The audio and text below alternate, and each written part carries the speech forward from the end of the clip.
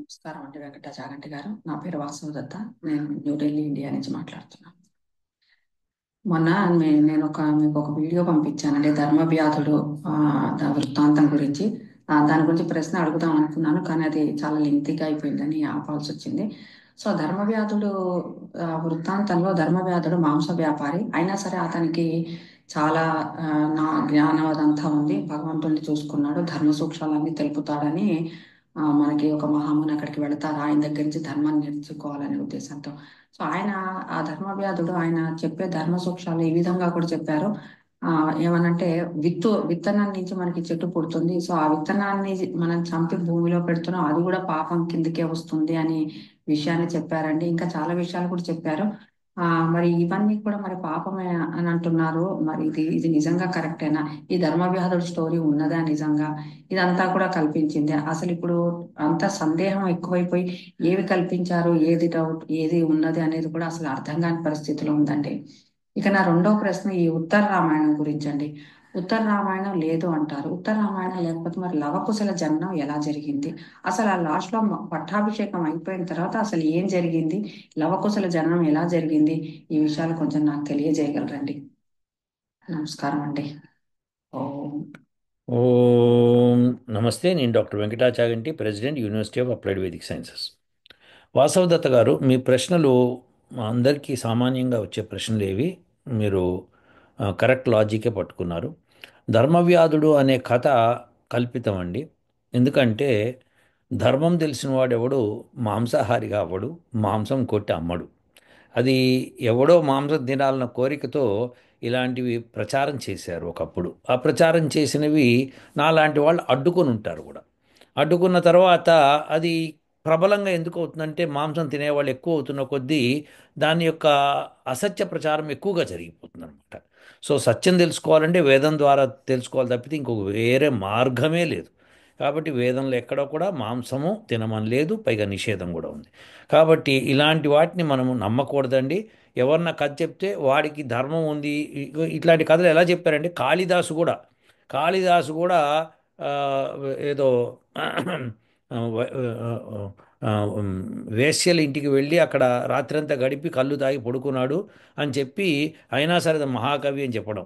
ఇదేంటంటే, ఎవడన్నా తెలివైన వాడు, పైగా ఇట్లాంటి దౌర్భాగ్యపు ఆలోచనలు ఉన్నవాడు అనుకోండి, వాడు పండితుడు అనుకోండి కాసేపు, ఆ, ఆ వాడు ఇలాంటి ప్రచారం చేస్తాడనమాట. ఎందుకంటే తనకున్న ఈ లోపాలు, ఆ లోపాలని సర్దిద్దుకోవాలని, ఆ లోపాలను అందరికీ చెప్పాలి, ఇక నా లోపాన్ని ఎవడు అనకూడదు అని చెప్పి వాడు కాళిదాసుకే ఉంది నాకే ఉంది అని చెప్తాడనమాట. ఇలాంటివన్నీ కథలు చెప్పేసేసి వాళ్ళు ఆ రోజు పబ్బం గడుపుకున్నారు. కానీ సత్యం ఏంటంటే, ఎట్టి పరిస్థితుల్లోనూ మాంసం తినటం కానీ, అమ్మటం కానీ, వాటిని వండటం కానీ, వ్యాపారం చేయటం కానీ, ఇవన్నీ కూడా మహాపాపాలి. కాబట్టి ధర్మవ్యాధుడు ధర్మం తెలుసు, విత్తనం నాటితే విత్తనం కూడా ఇది తప్పు మాట్లాడుతున్నాడండి. జుట్టు కత్తిరించుకోవడం కూడా మీరు పాపం అనాల్సి వస్తుంది అప్పుడు. జుట్టు ఏంటంటే, జుట్టు అన్నది దానిలో జీవం ఉండదు. అలాంటి జీవం లేని వాటిని మీరు మాట్లాడుతున్నారు. సో ఇక్కడ ఏంటంటే సుషుప్త అవస్థలో ఉన్నాయి ఈ విత్తనాలు, చెట్లు, ఇవన్నీ కూడా. సుషుప్తము అంటే ఏంటంటే వాటికి ఎటువంటి బాధ కానీ, నొప్పి కానీ, అంగవైకల్యం కానీ, మానసిక వైకల్యం కానీ అవి కలగవు. సో అటువంటి జీవుల గురించి మాట్లాడేటప్పుడు మనం ఇట్లా అసభ్యంగా మాట్లాడుకోకూడదనమాట. ఎవరైతే ఇలా ప్రచారం చేస్తున్నారో వాళ్ళంతా నాస్తికులండి. వాళ్ళ పబ్బం గడుపుకుందుకు మాత్రమే ఇలాంటి మాటలు మాట్లాడతారు. సో ధర్మవ్యాధుడు ప్రచారం ఇప్పుడు ప్రవచనకర్తలు చెప్తున్నారు కదండి, అంటే వాళ్ళు నాస్తికుల కిందే అయిపోతారు. ఎప్పుడైతే మాంసం గురించి మాట్లాడే వాళ్ళు మాంసం తినచ్చు అని మాట్లాడతారో, లేదా ధర్మవ్యాధులు లాంటి వాడు చాలా ధర్మం తెలుసు అని చెప్తున్నారో, ఇలాంటివన్నీ కూడా నాస్తికులు మాట్లాడేవి కానీ ఆస్తికులు మాట్లాడేవి కాదండి. ఎట్టి పరిస్థితుల్లోనూ వాటిని సహించకూడదు, త్యజించాలి. ఇది. ఇక ఉత్తర రామాయణము లవకుశులు ఎట్లా పుట్టారు? లవకుశులు పుడతారండి. ఎందుకు పుట్టరండి? రాముడు సీత కలిసినప్పుడు పుడతారు. ఎక్కడ పుట్టారు? అడవిలో పుట్టుంటే పుట్టి ఉండొచ్చు, దాందే ఉంది. ఆ వ్యాహ్యాలకి వెళ్ళినప్పుడు, అక్కడికి వెళ్ళినప్పుడు సడన్గా కాన్పు అయి ఉండొచ్చు, దాందే ఉంది అక్కడ. సో అదేం పెద్ద సమస్య కాదు. కానీ దానికి ఒక విచిత్రమైన కథలు లేసేసి రాముడు అడవికి పంపించేసి సీతని చెప్పడం అన్నది రామాయణంలో లేదండి. ఉత్తర రామాయణం ఉండదండి. ఎందుకంటే రామాయణము అంటే రాముడి యొక్క ప్రయాణము అని అర్థం. అంటే రాముడు పుట్టిన దగ్గర నుంచి ఎక్కడెక్కడికి వెళ్ళాడు, ఏమేం చేశాడు, అవన్నీ కూడా కథని మనము రామాయణం అంటాం. సో ఆ జరిగిన చరిత్రని కథ రూపంలో పెట్టడమే రామాయణం. సో రాముడు అడవికి వెళ్ళాడు, రాక్షసులను చంపాడు, ఆ, ఆ, మన ఋషుల్ని కలిశాడు, వాళ్ళ ఆశీర్వాదం తీసుకున్నాడు. ఇలాంటివన్నీ కూడా చెప్పే కథని రామాయణం అంటాం అనమాట. సో దాన్ని రామాయణం అంటారు. ఉత్తర రామాయణం ఎలా ఉంటుందండి? ఇక మళ్ళీ రాముడు ప్రయాణం చేశాడా? లేదు కదా. సో ఇదేంటంటే దౌర్భాగ్యం ఏంటంటే మన వాళ్ళు ఆ, కొద్దిగా భాష నేర్చుకుని ఉంటే బాగుండేది. ఇప్పుడు నాకు చాలా కాలం తెలియదుగా, మరి నేను భాష నేర్చుకున్న తర్వాతగా నాకు అర్థమైంది. అలానే మిగతా వాళ్ళు కూడా. మనం ఏంటంటే భాష నేర్చుకున్న వాళ్ళగా, తెలుసుకున్న విషయాన్ని తెలుసుకున్నట్టుగా మనం నివేదించాలి. అది ఎవరన్నా నమ్ముతారా నమ్మరా, వాళ్ళు ఇలానే కంటిన్యూ అవుతున్నారు, ఇలా చాలామంది అపోహల్లో ఉన్నారంటే వాళ్ళకి వాళ్ళ కర్మ అండి. మనం అంత దానికంటే ఏం చేయలేం. ఎందుకంటే అది నాస్తికులు, వాళ్ళు నాస్తికుల రూపంలో ఉన్నారు. మన దేశంలో ఆస్తికులుగా ఉంటూ నాస్తికులు చాలామంది ఉన్నారు. ఆస్తికులు అని చెప్పుకుంటూ తిరిగే నాస్తికులు చాలామంది ఉన్నారు. ఇక నాస్తికులు అని చెప్పుకునే వాళ్ళు నాస్తికులు, వాళ్ళకందరికీ రామాయణమే కావాలి. ఎందుకంటే వాళ్ళకి ఇంక వేరే సబ్జెక్ట్ లేదు. నేను ఇదే ఛాలెంజ్ చేస్తున్నాను నాస్తికులతో. వాళ్ళు దేవుడి దగ్గరికి భగవంతుడి మాటలు కాకుండా కేవలం నాస్తికత్వం గురించి మాట్లాడుకునే మాటలు ఏమైనా ఉన్నాయేమో అడగండి. ఒక్కటి లేవన్నమాట. వాళ్ళకి ఒకటి కూడా ఉండదన్నమాట. ఇంకా లేని వాడి నాస్తికుడు. సో కేవలం వేదాన్ని తిట్టడమే పనిగా పెట్టుకున్నవాడు నాస్తికుడు. అలానే రామాయణంలో రాముని తిట్టడం పనిగా పెట్టుకున్నవాడు నాస్తికుడు. లేదంటే రాముడు మాంసం తిన్నాడండి, అది తిట్టడం ఎట్లా అవుతుందంటే తిట్టడమే అవుతుంది నాయన. రాముడు నేను తినను, నేను చెయ్యను అని చెప్పిన తర్వాత, దానికి అన్ని సాక్ష్యాలు ఇచ్చిన తర్వాత రాముడు మాటను కూడా కాదనేసి రాముడు ధర్మం తప్పాడు అని చెప్పడం అంటే ఇంతకంటే ఆ ధర్మం ఇంకోటి ఉండదు. కాబట్టి మీకు లవకుశలు ఎక్కడన్నా పుట్టచ్చండి. వాళ్ళ అడవిలో పుట్టారా, ప్యాలెస్లో పుట్టారా, ఇవన్నీ మనకి సమస్య కాదు. వాళ్ళ తర్వాత వాళ్ళ కాళిదాస్ కూడా రాశాడు, ఏవో రాశాడు. ఆ కాళిదాసు రాసిన దానిలో కూడా అడవిలోనే పుట్టినట్టు రాశాడు. ఇవన్నీ కథలు ఉన్నాయి మనకి.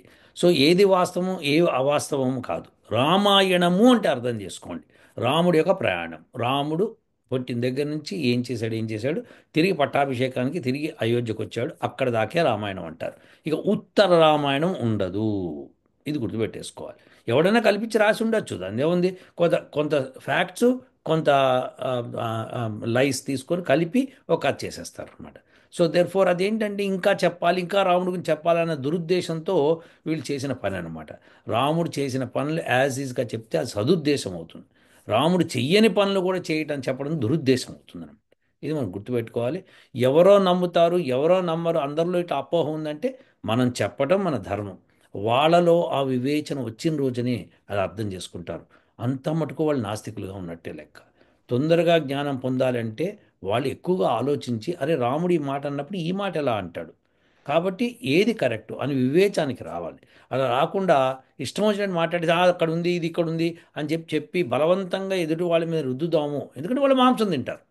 మాంసం తినేవాడికి తను తప్పు చేస్తున్నాను అని తెలిసి, కానీ ధర్మవ్యాధుడు కథ చెప్పేసేసి మనం అంతా చూడండి ధర్మవ్యాధుడు లాంటి వాళ్ళం, ఇలాంటివన్నీ తప్పుడు కథలండి. ధర్మం తెలిసిన వాడు ఎవ్వడు హాని చేయడండి ఎట్టి పరిస్థితుల్లో. ఇదండి. సో మీ ఇంకొక ప్రశ్నకి వెళ్దాము. నా సందేహం ఏమిటంటే మీరు మొన్న భగవద్గీతలో అదేవిధంగా మహాభారతంలో ఓన్లీ 5,000 శ్లోకాలు మాత్రమే ఉన్నాయి, ఇప్పుడున్న 1,00,000 శ్లోకాలన్నీ కూడా అని యాడ్ చేసినవి అని చెప్పారు. అదే తిక్కన ఆంధ్ర మహాభారతం తెలుగులో అనువదించిన దాంట్లో మీకు ఆ శ్లోకాలు, భగవద్గీతకు సంబంధించిన శ్లోకాలు చాలా తక్కువ, ఓ 10-20 ఉంటాయని చెప్పారు. ఇప్పుడు ఈ 700 శ్లోకాలు వచ్చాయి. ఇందులో మనకి సంజయ్ ఉవాచ, ధృతరాష్ట్ర ఉవాచ ఇవన్నీ కూడా యాడ్ అయిన తర్వాత మనకి ఇన్ని శ్లోకాలు అయ్యాయి. సో వేదవ్యాసుడు వారు సంజయుడికి దివ్య దృష్టి ప్రసాదించారు. యుద్ధ సమయంలో యుద్ధ రంగంలో ఏం జరుగుతున్నది అనే విషయాలన్నీ కూడా ధృతరాష్ట్రుడికి వివరించడానికి. సో అదే సమయంలో మనకి కృష్ణ పరమాత్మ అర్జునుడికి భగవద్గీతని చెప్పారు కాబట్టి అవన్నీ కూడా కలిపి మనకి 700 శ్లోకాలు అయ్యాయి అని చెప్పారు. కానీ నాకు ఈ ఎన్ని శ్లోకాలు ఉన్నాయి, ఆ ఆంధ్ర మహాభారతం ఎక్కడ దొరుకుతుంది, ఆ 5,000 శ్లోకాలు ఉన్నది, అది మొన్న నేను గ్రూప్ లో వెతికానండి ఇక్కడంతా కూడా, కానీ ఎక్కడ దొరకలేదు. దయచేసి మీ దగ్గర కానీ ఎక్కడైనా అవైలబుల్ టెక్స్ట్ ఉంటే నాకు కొద్దిగా దయచేసి పంపగలరు. ఇప్పుడు మనం 700 శ్లోకాలు కాదు 10 ఉన్నాయి అంటే అసలు ఇప్పుడు ప్రపంచంలో ఇది ఎవరు నమ్మశక్యంగా ఉండదండి. వాళ్ళు ఎవరు మన మాట వినే పరిస్థితుల్లో లేరు అసలు. ఎందుకంటే అదొక ఇదైపోయింది, ఒక కల్ట్ అంటారు చూడండి, ఆ విధంగా అయిపోయింది. సో ఇప్పుడు దీన్ని మనం మార్చడం ఎంత కష్టమైన పని అనేది కూడా నాకు అనిపిస్తున్నదండి. ముందు మేమందరం కూడా 700 శ్లోకాలు ఉన్నాయనుకొని మా చిన్నప్పటి నుంచి మా పెద్దవాళ్ళు చెప్పిన దాన్ని బట్టి ఆ 700 శ్లోకాలు చదువుతూ ఆ విధంగానే వస్తున్నాం. ఇప్పుడు సడన్ గా అంత నమ్మకంగా మనం చదువుతున్నది ఇవేమీ లేదు అనే మాట వినేటప్పటికీ కొద్దిగా మాకు ఆ చాలా ఒక బాధాకరం అని చెప్పాలా, మరి ఏమని చెప్పాలా, అసలు ఏముందది, అసలు మనం ఏం చదువుకుంటున్నాం అనేది కూడా చాలా అర్థం కాని పరిస్థితిలో ఉందండి. సో దయచేసి నాకు ఆ తిక్కర మహాభారతంలో ఉన్న ఆ జయము అనే మహాభారతంలో ఉన్న ఆ 5,000 శ్లోకాలు, అదే అందులోనే భగవద్గీతలో ఎంత పోర్షన్ ఉంది, అది ఎక్కడైనా నాకు అవైలబుల్గా ఉంటే ఆ సోర్స్ నాకు తెలియజేయగలరండి. నమస్కారం అండి. ఇప్పుడు వాసవదత్త గారు, మీకు భగవద్గీతలో 700 శ్లోకాలు ఉన్నా అవన్నీ కూడా ఉపనిషత్తుల్లోంచి వాటిలోంచి తీసిపెట్టినవి కాబట్టి తప్పులేం లేవు. కొన్ని కొన్ని ఉంటాయి అవి ప్రక్షిప్తాలు, అవి తీసేస్తే మిగిలినంత భగవద్గీత బాగానే ఉంటుంది. కాకపోతే కృష్ణుడు చెప్పాడంటే కృష్ణుడు అవన్నీ చెప్పలేదు, ఇది వాస్తవం. సో మనకి కృష్ణుడు చెప్పాడా చెప్పలేదా పక్కన పెట్టి అవి ఉపయోగపడతాయా అంటే ఉపయోగపడతాయి. కాబట్టి దాని గురించి మీరు చింతించవలదు. సో ఎవరు లేదు అంత భగవద్గీత 700 శ్లోకాలంటే అనుకోని నష్టమేం లేదు. ఎందుకంటే వాళ్ళు పొందిన ఎక్స్ట్రా పుణ్యమే ఉండదు, లేదా ఎక్స్ట్రా ఫెసిలిటీస్ ఏమి ఉండవు. సో అదే భగవద్గీత పేరు మీద చలామణి అవుతున్నదే తీసుకోండి, నో ప్రాబ్లం. అందులో కొన్ని శ్లోకాలు ప్రక్షిప్తాలు ఉన్నాయి, వాటిని తీసేయాలి. ఎందుకంటే ఒకదానికొకటి కాంట్రడిక్షన్ ఉన్నాయండి. అవి అంటే ఎవడో కల్పించి రాసేటప్పుడు అది తెలియకుండా చేసేసాడు. సో తిక్కన మహాభారతము మనకి, ఈ మహాభారతం అనేది తెలుగులో అనువదించింది టీటీడీ వాళ్ళు ప్రచురించారు. సో వాళ్ళు తిరుమల తిరుపతి దేవస్థానం వాళ్ళు ప్రచురించారు. ఇదిగో నా వెనకాల కనిపిస్తాను చూసారా, అది అదే. సో దేర్ ఫోర్ ఆ మహాభారతాన్ని టీటీడీ వాళ్ళ దగ్గర ఉంటే మీరు అన్ని పుస్తకాలన్నింటినీ వాళ్ళకి ఎంత ఖరీదు అవుతుందో తెలుసుకొని మీరు డబ్బులు పంపిస్తే వాళ్ళు పోస్ట్ చేసి మీకు పంపించేస్తారు. సో అది ప్రాబ్లం ఏం లేదు. కాకపోతే ఏంటంటే వాళ్ళు కూడా ఈ తిక్కన మహాభారతాన్ని నన్నయ్య, ఎర్రాప్రగడ వీళ్ళు రాసిన వీళ్ళు అనువదించారు కొంతమంది. ఈ అనువదించడంలో కూడా వీళ్ళ వీళ్ళ వెర్రి కాస్త యాడ్ చేస్తారు అన్నమాట దానిలో. సో ఇవన్నీ జరుగుతాయి. సో ఇప్పుడు నన్నయ్య టైంకే శ్లోకాలు చాలా యాడ్ అయిపోయింది, కాబట్టి మనం ఏం చేయలేము ఇది. సో ఇది జరుగుతుంది, ఎక్కడైనా జరిగేది అదే. ఎలా అయితే కాన్స్టిట్యూషను కొన్నే ఉంటాయి ఆర్టికల్స్, కానీ దాని తర్వాత దాని ఎడిషన్స్, సబ్ట్రాక్షన్స్ చాలా జరిగిపోతాయి అన్నమాట. అలానే ఇది కూడా జరుగుతుంది, ఎప్పటికప్పుడు వాళ్ళ అవసరాన్ని బట్టి యాడ్ చేసుకున్నారు. సో అవన్నీ కూడా సత్యమా అసత్యమా అంటే కొన్ని సత్యమైన కథలు ఉంటాయి, కొన్ని అసత్యమైన కథలు ఉంటాయి, కొన్ని ఎక్స్ట్రాలు ఉంటాయి, కొన్ని హైపర్బోలేస్ అంటారు. అంటే ఏంటంటే జరిగేది కొద్దిగా అయితే దాన్ని ఎక్కువగా చెప్తారు. ఇప్పుడు కృష్ణుడు ఒక బండను లేపాడంటే ఒక కొండను లేపాడని చెప్పేశారు, అయిపోయింది. సో బండకి కొండకి చాలా తేడా ఉంటుంది, కానీ చెప్పేశాం. చెప్పేసిన దాన్ని అది ఇప్పుడు ఆయన మహత్యం కింద చెప్పేస్తారన్నమాట. శ్రీకృష్ణుడు మహత్యం అది. సో ఆ మహత్యాన్ని మనం ఏం చేయలేం. ఓకేనా. సో అందుకని మనము ఇలాంటివన్నీ కూడా కల్పితాలని మనం అర్థం చేసుకొని, బ్రాహ్మణుడు అనేవాడు ఇది అర్థం చేసుకొని కల్పితాలు ఇవి నాయన ఇవి కల్పితాలని అందరికీ చెప్తాడు. కానీ నేను నమ్మను, వీళ్ళకంటే మీరు పండితులా వాళ్ళకంటే మీరు పండితులా అంటే గంగలో దూకండి, ఇంకంతకనే ఏం చేయలేం.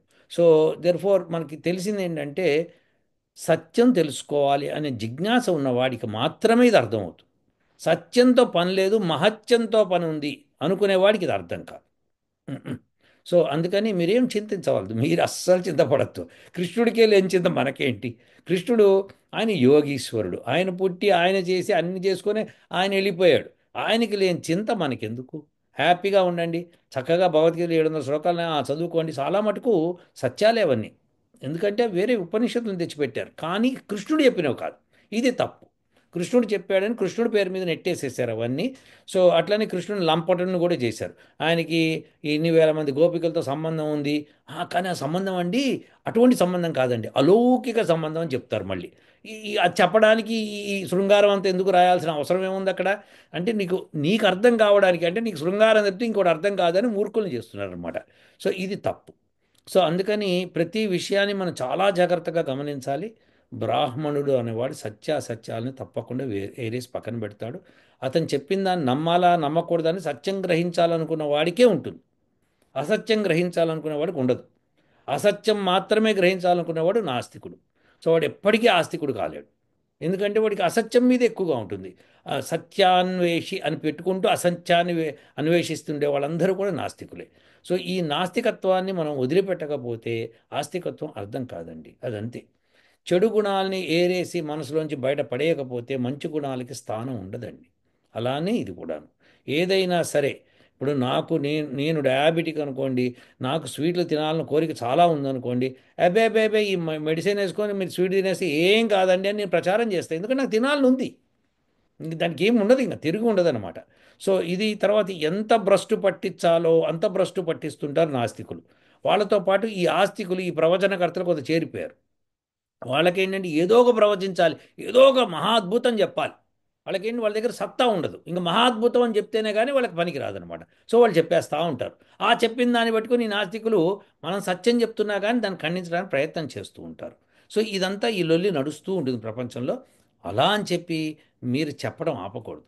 మంచి ఎప్పుడు చెప్పాలి. ఎదుటివాడు వింటాడా వినడం మనకు అనవసరం. అది మంచి, ఇది కరెక్ట్ అని చెప్పడం మన డ్యూటీ. ఎందుకంటే మనము బ్రాహ్మణులం కాబట్టి ఆ పని చేసి తీరాలి ఎట్టి పరిస్థితుల్లోనూ. ఎప్పుడన్నా రాముడు మాంసం తిన్నా అని చెప్పిన వాడు ఎవడన్నా సరే, వాడు బ్రాహ్మణుని చెప్పుకుంటున్నా వాడు కాదు, వాడు చండాలుడు అని గుర్తుపెట్టుకోవాలి. వాడు నాస్తికుడు అని గుర్తుపెట్టుకోవాలి. సో అట్లానే ధర్మము, వేదం వేదాన్ని నాకు తెలుసు, వేదజ్ఞానం ఉంది, అయినా నేను మాంసం కొట్టుకొని బతుకుతున్నానని చెప్పేవాడు ఎవడన్నా ఉంటే వాడు తప్పు చెప్తున్నాడు. వాడికి వేదం రాదు, వేదం తెలియదు. ధర్మవ్యాధుడు లేడు, ఏ వ్యాధుడు లేడు. ఇవన్నీ కల్పిత కథలు. ఎవడైతే మాంసం తినాలనుకుంటున్నాడో వాడికి జ్ఞానం ఉందని చెప్పుకునే ప్రయత్నంలో బ్రాహ్మణుడైన వాడిని పక్కదో పట్టించాలి అనే ఉద్దేశంతో, ధనమున్న అహంకారంతో పేదవాళ్ళందరినీ కబ్జా చేయాలి అనే పద్ధతిలో చేస్తుంటారు. ఇది ఎప్పుడు జరుగుతుంది. ఇప్పుడు చూడండి, అమెరికాలో డీప్ స్టేట్ అని ఒకటి ఉంది. వాళ్ళ పని ఏంటంటే ఎక్కడెక్కడ పేద దేశాలు ఉన్నాయో వాటికి కొంత ఫండింగ్ ఇచ్చేసేసి, ఆ ఫండింగ్తో ఆ దేశాల్లో ఉన్న రా- ప్రజా ప్రజాప్రతినిధులను పడేసేసి వాళ్ళకి నచ్చి వాళ్ళని అక్కడ నిలబెట్టి వాళ్ళు ఇచ్చిన అరాచకాలను వాళ్ళ ఇష్టం నడుపుకొని ఆనందంగా ఇక్కడ బీరు తాగుతూ పడుకుంటారు. వాళ్ళు చేసే పనులు అవి.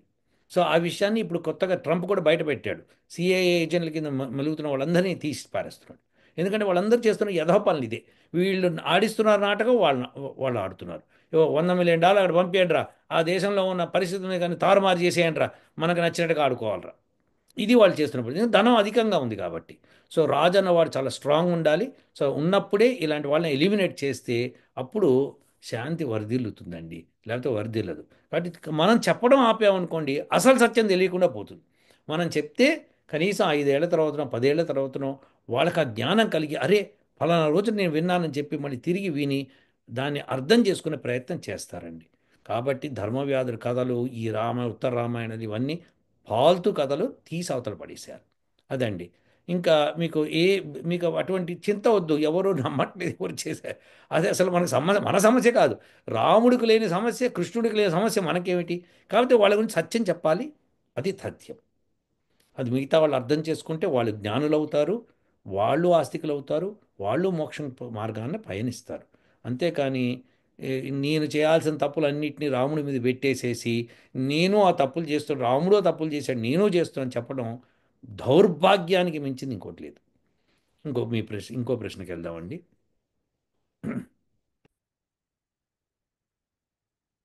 ప్రశ్న ఏమిటంటే మీరు కర్మ, జ్ఞానము, భక్తి ద్వారా దేని ద్వారా మనం భగవంతుని దర్శించుకోవాలి అంటే మీరు జ్ఞానం ద్వారా మాత్రమే సాధ్యమవుతుంది. ఎందుకంటే జ్ఞానంతో బుద్ధితోటి మనం జ్ఞానాన్ని సంపాదించవచ్చు. సో బుద్ధితో మాత్రమే మనం భగవంతుని చూడగలం అని చెప్పారు. సో కాకపోతే ఆ బుద్ధి, ఆ జ్ఞానం మనకి వేదాల నుంచి మాత్రమే వస్తుంది. వేదాలు అందరూ చదవాలి అన్నారు. కానీ మనకి వేదాలు చెప్పటానికి ఎవరు లేరండి. మనకి పెద్ద సమస్య ఎక్కడ వస్తున్నదంటే వేద పాఠశాలలు చాలా ఉన్నాయి, కానీ అక్కడంతా మంత్రయుక్తమైన వేదాన్ని వాళ్ళ చేత పఠించి చిన్నపిల్లల చేత అవి ఆశీర్వచనాలు వాటికి మాత్రమే ఉపయోగపడుతున్నాయే తప్ప వేదంలో నిగూఢమైన రహస్యాలు భగవంతుడి తత్వం ఏం చెప్పారో దాని గురించి మనకి చెప్పేవాళ్ళు ఎవరూ లేరు. అది ఒక ప్రశ్న.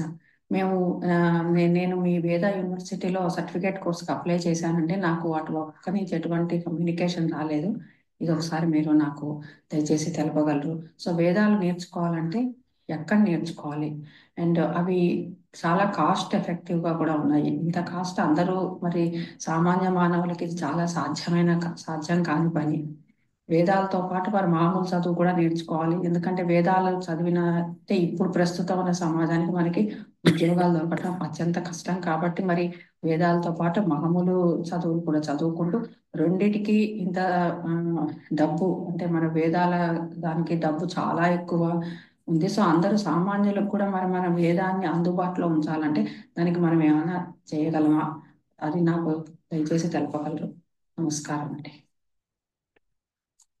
అమ్మ వాసవదత్త గారు, వేదాలు నేర్చుకోవడం చాలా సులభం అండి.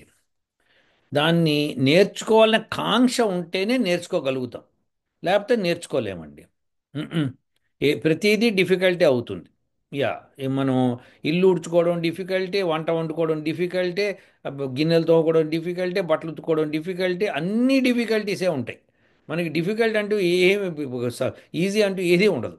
మనకేంటంటే మనకి చేత కాక మనము మనం నేర్చుకోవాలన్న కాంక్ష అది లేక మార్గాన్ని వెతుకుతాం, కానీ సరిగ్గా పట్టుకోం మనం. సో వాసవదత్త గారు, మా యూనివర్సిటీకి మీరు అప్లై చేసుంటే మీకు ఏదో ఒక కమ్యూనికేషన్ వచ్చి ఉండాలి. సో ఒకసారి మీ స్పామ్ ఫోల్డర్లో కూడా చూసుకోవాలి మీరు ఒకప్పుడు.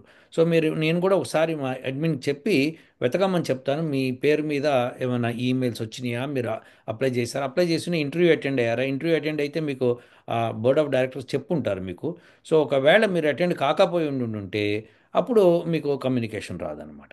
సో వాళ్ళు మీకు పంపించుంటారు ఇంటర్వ్యూకి రండి అని చెప్పి, అది కూడా మీరు మిస్ అయి ఉంటే మేమేం చేయలేము. సో అవన్నీ నేను మా అడ్మిన్కి చెప్పి ఒకసారి సరి చేయిస్తాను.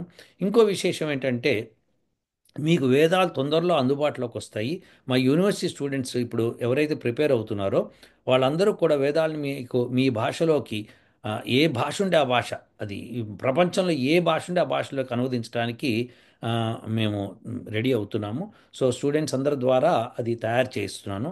ఒకసారి అది వచ్చిన తర్వాత మహాభారతము, రామాయణము, దానిలో ఉన్న దరిద్రాలన్నీ ఎవరైతే రాశారో అవన్నీ తీసి స్వచ్ఛమైన రామాయణం, స్వచ్ఛమైన మహాభారతము, వేదాలు, ఉపనిషత్తులు, దర్శనాలు, ఇవన్నీ కూడా మీకు అందుబాటులోకి వస్తాయి. అది కూడా మీ భాషలోకి వస్తాయి. కాకపోతే అది మీరు చదవాలంటే మీకు టైం కావాలి, మీరు దాని మీద శ్రమ చేయాలి. ఇవన్నీ ఉన్నాయి. ఇంకోటి ఏంటంటే, ఎక్కడైతే మీకు మంత్ర పఠనం చేయిస్తున్నారో అది ఆ, ఆ, ఆ, అది వేరండి. మనది ఏంటంటే అర్ధపాఠం, వాళ్ళది స్వరపాఠం. స్వరపాఠము అర్ధపాఠము రెండు వేరు. అర్ధపాఠం ప్రధానం. సో ఈ అర్ధపాఠాన్ని వదిలేసి కేవలం స్వరపాఠం చేసుకుంటూ అది వాళ్ళు కాలం గడిపేస్తున్నారు. అది వాళ్ళ పద్ధతి, అది మనకేం చేయలేము ఇంకా దానికి.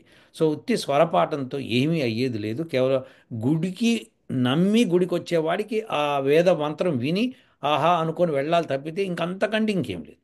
అదే అర్ధపాఠం అయితే అర్థం చేసుకుని దాని ద్వారా బెనిఫిట్ పొందుతాడు. సో అది వేరు, ఇది వేరండి. సో మీకు మా యూనివర్సిటీలో అర్ధపాఠం నేర్పిస్తాం. స్వరపాఠం కొంత నేర్పిస్తాం, కానీ అర్ధపాఠం ప్రముఖంగా నేర్పిస్తాం అనమాట. సో దాని ద్వారా అర్థం చేసుకొని మనం చేయవలసిన కార్యక్రమం చేసి మోక్షం పొందే ప్రయత్నం చేస్తాం. అంతేకాకుండా ప్రపంచంలో జరుగుతున్న అన్ని టెక్నాలజీస్కి, మెడిసిన్స్కి కారణము వేదం. సో ఆ వేదంలోంచి మేము ఇంకా చాలా అత్యుత్తమైన విశేషాలు బయటికి తీసి ఇస్తాం. ఇంకోటి ఏంటంటే, మా వేదిక్ యూనివర్సిటీలో, అంటే యూనివర్సిటీ ఆఫ్ అప్లైడ్ వేదిక్ సైన్సెస్లో మేము ఈ కోర్స్ని లిమిట్ చేసాం. ఇంకా కొత్త స్టూడెంట్స్ని తీసుకోవట్లేదు. మీరు అప్లై చేశాను అని చెప్తున్నారు కాబట్టి ఒకసారి పరిశీలించమని చెప్తాను. వచ్చి ఉంటే తప్పకుండా మీకు ఏదో ఒక రిప్లై ఇస్తాము. మీకు నేర్చుకోవాలని కాంక్ష ఉంటే తప్పకుండా నేర్పిస్తాము, అందులో సందేహమే లేదు. ఓకే. సో ఇది ఎందుకు మీరు అది మరి అటెండ్ అయ్యారో లేదో నాకు తెలియదు, చూస్తాను. సో మీరు అడిగిన మహాభారత, రామాయణ, వేదాలు అన్నీ కూడా మీకు అందుబాటులోకి త్వరలో, త్వరలో అంటే ఏదో 2 రోజుల్లో అని కాదు, 2-3 ఏళ్ళు పట్టచ్చు, 4 ఏళ్ళు పట్టచ్చు, 5 ఏళ్ళు పట్టచ్చు. ఎందుకంటే అవన్నీ పెద్ద పెద్ద గ్రంథాలు కదా. వాటిని ప్రాపర్గా తర్జుమా చేసి మీ భాషలో, అంటే తెలుగు కానీ, ఇంగ్లీష్ కానీ, హిందీ కానీ, కన్నడ కానీ, ఏ భాష అయితే, మరాఠీ, ఇంకా గుజరాతీ, ఏ భాషలో అయినా సరే తర్జుమా చేసి పెడతాం మేము అక్కడ. సో వాటిని మీరు చూసి చదువుకోవచ్చు హ్యాపీగా. సో ఇదండి వాసవదత్త గారు. సో మీరు ఎక్కడా కూడా బాధపడకండి. ఎక్కడైతే మంత్రభాగం నేర్పిస్తున్నారు అనకండి, వాళ్ళు మంత్ర పఠనం నేర్పిస్తున్నారు. మంత్రభాగం అంటే వేదమే మంత్రభాగం, ఇంక వేరేది లేదనమాట. వేరేవన్నీ శ్లోకాలే, మిగతావన్నీ శ్లోకాలు. మనం దాన్ని భగవంతుడు ఇచ్చినవిగా కన్సిడర్ చేయమన్నమాట. అదండి విశేషం. సో మీ ప్రశ్నకి సమాధానం వచ్చాయనుకుంటే, మీరు ఇంకో ఏదో ప్రశ్న ఉంది, అది కూడా చూద్దాము. దాని ప్రకారం ముందుకెళ్దాం. చాలా సంవత్సరాలుగా చాలా మంది దగ్గర నుంచి ఈ ప్రశ్న వేధిస్తున్నదండి. అసలు రామాయణంలో ఉత్తర రామాయణం అనేది ఉందా లేదా అసలు? ఉంటే దానికి చాలా మంది బాలకాండలోని ఉత్తర రామాయణం ఉంది, 7 కాండాలు కలిపి ఉంది అనేసి బాలకాండలో శ్లోకాన్ని ఒకటి కోట్ చేస్తున్నారు. సో ఇది ఎంత మాత్రం నిజము? బాలకాండలో నిజంగా 7వ కాండ ఉందని ఎక్కడైనా ఉందా లేదా? ఇది ఒక పెద్ద ప్రశ్నార్థకం. ఎలాగైతే మీరు రాముడు మాంసం తినలేదు అని మనం ఎంత ప్రూవ్ చేసినా మనుషులకి అది అర్థం కావడానికి చాలా సమయం పడుతున్నదో, అదేవిధంగా ఇదొక పెద్ద సమస్య. సీతని రాముడు అడవికి పంపించేశాడు అనేది ఒక పెద్ద, అది నిజమైన అపోహ. అటువంటి రాముడు సీతని అడవికి ఎందుకు పంపించాల్సి వచ్చింది? ఎవరో అన్న మాటలను పట్టుకొని సీత పవిత్రతని దృష్టిలో పెట్టుకొని రాముడు సీతని నిజంగా అడవికి పంపించాడా? అసలు అటువంటి సంఘటన ఏమైనా జరిగిందా? దానివల్ల చాలా మంది రాముని మీద క్రిటిసైజ్ చేసే పరిస్థితి తీసుకొచ్చింది. అటువంటి వారిని మేము భగవంతుల్లాగా అనుకోవాలా? సీత తప్పే ఉంది రావణాసురుడు తీసుకొని వెళితే అనే ప్రశ్న తలెత్తుతున్నదండి. సో ఈ పేట్రియార్కియల్ సొసైటీ అనే ఒక విషయం ఒకటి, ఇవన్నీ కూడా చాలా తలెత్తుతున్నాయి మనకి. సో రామాయణం మీద తప్పకుండా నాకు ఈ సమస్యకి, ఈ సందేహానికి ఆన్సర్ తెలపగలరండి. ఒకటి, రాముడు ఉత్తరాఖండ అనేది ఉందా? లేకపోతే లవకుశల జననం ఎక్కడ జరిగింది, ఎలా జరిగింది? రెండవది, రాముడు సీతని అరణ్యానికి పంపాడా? అతని చాకలివాని మాటలు విని రాముడు సీతని నిజంగానే అరణ్యానికి పంపాడా? దయచేసి దీనికి తప్పకుండా ఒక వీడియో చేసి అందరి సమస్యలు, ఇది చాలా మందికి ఉన్న చాలా పెద్ద అపోహ అనుకోండి, మరి నిజమా అపోహం తెలియదు. దయచేసి దీని మీద ఒక వీడియో చేయండి. నమస్కారం అండి, ధన్యవాదాలు. వాసవదత్త గారు, ఇందాక మీరు అడిగిన ప్రశ్నలో ఈ ప్రశ్న కూడా వచ్చింది, సమాధానం చెప్పాను. మళ్ళీ ఒకసారి చెప్తా వినండి. రామాయణము అంటే రాముడి ప్రయాణము, ఎక్కడి నుంచి ఎక్కడికి వెళ్ళాడు అంతే. సో ఆయన వచ్చి అయోధ్యకు వచ్చి ఆయన పట్టాభిషేకం చేసుకున్న తర్వాత ఇంకా రామాయణం లేదండి. ఎవరన్నా కనుక ఇంకా రామాయణం ఉంది అని అనుకుంటే అది వాళ్ళ ఇంట్రెస్ట్, వాళ్ళ ఉద్దేశం ఏదైనా అవ్వచ్చు. కానీ రామాయణం వాల్మీకి ఇంకా రాయలేదు, అంతే. రామాయణము ఆ పేరులోనే ఉంది రాముడి ప్రయాణం. ఆ తర్వాత రాముడు ఎక్కడికి ప్రయాణించలేదు. ఎవరైనా యుద్ధాలకు వెళ్ళుంటే లక్ష్మణుడు, భరత, శత్రుఘ్నులు వెళ్ళొచ్చారు తప్పితే రాముడు వెళ్ళలేదు. రాముడు ఇక్కడే ఉండి పరిపాలించాడు. ఇది సత్యం. అయితే తర్వాత లవకుశులు పుట్టారు లేదంటే పుట్టారు, అందుకనే వాళ్ళ తర్వాత జనరేషన్ కొంతకాలం దాకా సాగిందని తెలుసు మనకి. కానీ ఎవరో ఒకళ్ళు ఏదో ఒకటి రాసి ఉంటారు, కానీ ఆ రాసిన దానిలో కల్పితాలు చేసేవాళ్ళు చాలామంది ఉంటారు. కాబట్టి మనం రామాయణం అని నమ్మేది ఈ రామాయణం, 6 కాండలు ఉన్న రామాయణం మాత్రమే, మిగతాది కాదు. మిగతాదంతా కల్పిత, దానిలో కొంత సత్యము కొంత అసత్యము కలిపి ఉంటుందన్నమాట. సో రాముడి యొక్క గుణగణాలను వర్ణించేది ఈ రామాయణం, ఈ 6 కాండాల్లో మాత్రమే ఉంటుంది. కాబట్టి మీరు ఎట్టి పరిస్థితుల్లో మీరేం చింతపడద్దు, రాముడికి లేని చింత మీకెందుకు? మీరు చింతపడద్దు. మీరు సత్యం తెలపడంలో మీరు నిష్ణాతులై ఉండాలి. సత్యం మాత్రమే మాట్లాడాలి, ఇదే సత్యం అని చెప్పాలి. వాళ్ళు ఎంతమంది ఎన్ని అసత్యాలు చెప్పినా మీరు ఒక్క సత్యంతో 100 అసత్యాలని మీరు పడగొట్టగలరు. ఇది సత్యం. సో మీరు ఆ ఒక్క సత్యాన్ని పట్టుకోండి, మిగతా 100 మంది ఆటోమేటిక్గా పక్క జరిగిపోతారు. వాళ్ళు ఎప్పుడు కూడా అదే చేయడానికి ప్రయత్నం చేస్తారన్నమాట. ఇది మీకు ఒక చిన్న కథ చెప్తాను వినండి, ఇది చాలా ఉపయోగపడుతుంది. ఒకరోజు కప్పలన్నీ ఒక చెట్టు దగ్గర చేరతాయి. ఈ చెట్టు పైకి ఎక్కగలమా లేదా అని అనుకుంటూ ఉంటాయి. అయితే కొన్ని కప్పలు ట్రై చేస్తుంటే మిగతా కప్పలు ఎక్కలేవు, నువ్వు ఎక్కలేవు అని చెప్పి కాలు బట్టి చేయి బట్టి ఏవో చేస్తుంటాయి అనమాట. నువ్వు ఎక్కలేవు ఎక్కలేవు అని డిస్కరేజ్ చేస్తూనే ఉంటాయి, ఎందుకంటే వాయువు ఎక్కలేవు కాబట్టి. సో ఇలాంటి సమయంలో ఒక కప్ప హాయిగా పైకి ఎక్కేస్తుంది. అరే అది ఎట్లా ఎక్కగలిగింది అంటే అప్పుడు తెలుస్తుంది అసలు విషయం ఏంటంటే ఆ కప్పకి చెవిటి కప్ప. వీళ్ళందరూ చెప్పే వెందు, నేను ఎక్కగలను అనుకుంటే ఎక్కేసి. సో సత్యం అనేది అలా ఉంటుందండి. అసత్యాల్ని చెవులు పెట్టాలి. అసత్యాలన్నిటి వినకూడదు. మనం వినే సమస్య ఉంది. రాముడు ధర్మాత్ముడు, రాముడు ఏకపత్ని వ్రతుడు, ఒకే బాణము, ఒకే భార్య, ఒకే మాట అని రామాయణంలో రాముడు గురించి ఇప్పటిదాకా పెద్దలందరూ చెప్పింది ఇది. అలాంటప్పుడు ఆయన మాట తప్పాడు, సీతను తన్నేశాడు, తరిమేశాడు, ఇవన్నీ తప్పు. పేట్రియాటికల్ సొసైటీ అని చెప్పి ఇదొక దందా నడుస్తోంది ఇప్పుడు. మీరు ఒకసారి ఆలోచించండి, రామాయణంలో ఏం జరిగిందో. రావణాసుడు చావడానికి కారణం పేట్రియాటికల్ సొసైటీ కాదు. కాదు. అలా అయ్యుండి ఉంటే అసలు రామాయణం జరిగేది కాదు. ఎందుకు వచ్చొద్దు. సీత అడవిలో ఉన్నప్పుడు నాకు ఆ డీర్ కావాలి అని అంది. అంటే ఒక నీకేం తెలియదు అని చెప్పి రాముడు అనుంటే కనుక అసలు ఇది జరిగేది కాదు, ముందుకెళ్ళేది కాదు. అవునా కదా? సో అలానే మీరు రావణాసుడి దగ్గర మండోదరి అని చెప్పిందని అని రాసున్నాయి. సో ఇవన్నీ తెలిసి మీకు కౌసల్య ఏమంది, కైకి ఏమంది, ఇవన్నీ మీకు తెలుసు. కైకి వరం కోరినప్పుడు దశరథుడు ఇవ్వాల్సిన అవసరమే లేదు. చెప్ కూచో అని అంటే అయిపోయేది. అది పేట్రియాటికల్ సొసైటీ కదా మీరు అన్నట్టుగా. సో అది కాదండి. అందులో అందరికీ స్త్రీలకు ఎంత గౌరవం ఇవ్వబడిందో తెలుస్తోంది. ఇదేంటంటే పొసగని వాళ్ళు, హిందూయిజం అంటే పొసగని వాళ్ళు హిందూయిజం మీద బురద చల్లడానికి ఎంత చల్లాలో అంత చల్లడానికి, దానిలో ఎంత లోపాలు ఉన్నాయని చూపించడానికి ప్రయత్నం చేయడంలో వాళ్ళు విఫలం అవుతూ ఉన్నారు. ఇది ఇప్పటి నుంచి కాదు, యుగాల నుంచి ఈ నాస్తికులు ఉన్నారు. సో వాళ్ళంతా విఫలం అవుతూ ఉంటారు, మళ్ళీ రాక్షసులు పుడుతూ ఉంటారు, మళ్ళీ చస్తూ ఉంటారు. మనలాంటి వాళ్ళు సత్యం మాట్లాడితే వాళ్ళు ఆటోమేటిక్ కొట్టుకుపోతుంటారు. ఎందుకంటే సత్యం తెలుసుకోవాలని అందరికీ ఉంటుంది, ఈవెన్ వాళ్ళకు కూడా ఉంటుంది. అందుకే రామాయణం గురించి ఇంతగా మాట్లాడతారు. సో రామాయణం గురించి మాట్లాడే వాళ్ళు రాముడు ఒకే మాట, ఒకే భార్య, ఒకే బాణం అని గుర్తుపెట్టుకొని రామాయణం చదవండి. అప్పుడు రామాయణం అర్థమవుతుంది. అలా కాకుండా రాముడు ఇలా చేశాడు, ఆయన తాగేశాడు, అమ్మాయిలతో అంతా శుభ్రంగా కులికేశాడు, కాబట్టి నేను చేయడంలో తప్పు లేదు అనుకొని సర్దుకోవాలనే ప్రయత్నం చేస్తుంటాడు మనిషి. రాముడు జింకల్ని చంపి తినేశాడు, కాబట్టి నేను చంపడంలో తప్పు లేదు అనుకునేవాడు తప్పు చేస్తాడు. వాడు తప్పు చేయాలి కాబట్టి ఏదో ఒక తప్పును చూపించి దాన్ని తన వైపు సరిదిద్దుకొని బతికేస్తూ ఉంటాడు అనమాట. సో ఇలాంటి వాళ్ళని మనము చూసి ఊరుకోవడం తప్పితే ఏమి చేయలేం. ఎందుకంటే వాళ్ళకి వాళ్ళే నాశనం అయిపోతారు. ప్లస్ వాళ్ళకి సత్యం గ్రహించుకోవాలని ఎప్పుడైతే వస్తుందో మైండ్కి, వాళ్ళ తప్పు తెలుసుకొని వాళ్ళు ఖచ్చితంగా బయటకు వస్తారు. వాళ్ళు మన్నేమంటారంటే ఈగోయిస్టులు, మీరు మీరు మీరు ఒప్పుకోరు కాదు, మేము ఒప్పుకోవడం కాదు నాయన, మీరందరూ ఒప్పుకోరు, మీరు అంతే మీ నాస్తికత్వంతో అలా వెళ్తూ ఉంటారు, ఆ బురదలోనే పొర్లుతూ ఉంటారు. పంది బురద మెచ్చునే కానీ పన్నీరు మెచ్చునా అని చెప్పి, అలానే వీళ్ళు కూడా అంతే. అసత్యాన్ని నమ్మేవాళ్ళు ఇప్పుడు అసత్యాన్ని నమ్ముతారు. నేను చెయ్యకపోవచ్చు, నేను రాముడు అంత గొప్పవాడిని కాకపోవచ్చు, కానీ రాముడు గొప్పవాడిని ఒప్పుకోవడంలో ఎట్టి పరిస్థితి తప్పు చేయకూడదు. ఇది మనం గుర్తుపెట్టుకోవాలి. కాబట్టి వాసవదత్త గారు, ఇంచుక కూడా మీరు ఎక్కడా కూడా బాధపడవలసింది లేదు. అది వాళ్ళ కర్మలో రాసి ఉంది, మనం ఏం చేయలేం. సో వాళ్ళు అలా తెచ్చుకున్నారు, వాళ్ళ కర్మను అలా తెచ్చుకున్నారు. ఇంకా అసత్యంలో పొర్లుతూ పొర్లుతూ ఇంకా అసత్యమే చెప్పుకుంటూ బతికేస్తారు వాళ్ళు. అదంతే. దానికి ఏదో ఒక రీజన్ చెప్తారు, ఏదన్నా చెప్తారు, ఎంతన్నా చెప్తారు. కానీ మీరు చెవిటి కప్పలాగా పైకి ఎక్కేస్తూ ఉండాలన్నమాట. అప్పుడు అప్పుడు బాగుంటుంది. సో ఇది ఈ కరెక్ట్ ఉపమానం కాకపోవచ్చు కానీ, సో దానికి కథలో ఆ ట్విస్ట్ ఉంది కాబట్టి చెప్పవలసి వచ్చింది. కప్పలన్నీ కిందకు లాగుతాయండి, వీళ్ళందరూ కప్పలే నాస్తికులు. సో మనం పైకి వెళ్ళి వాళ్ళందరూ రాలేదని బాధపడుతున్నాం, కరెక్టే, వస్తే బాగుంటుంది అని అనుకుంటున్నాం.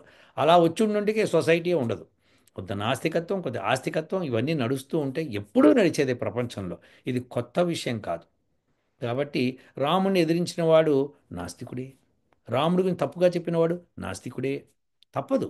ఎందుకంటే ఆస్తికత్వం ఉన్నవాడు రావణాసుడు అలా పరాయి వాడి భార్యను ఎత్తుకుపోవాలని ఉండదు కదా.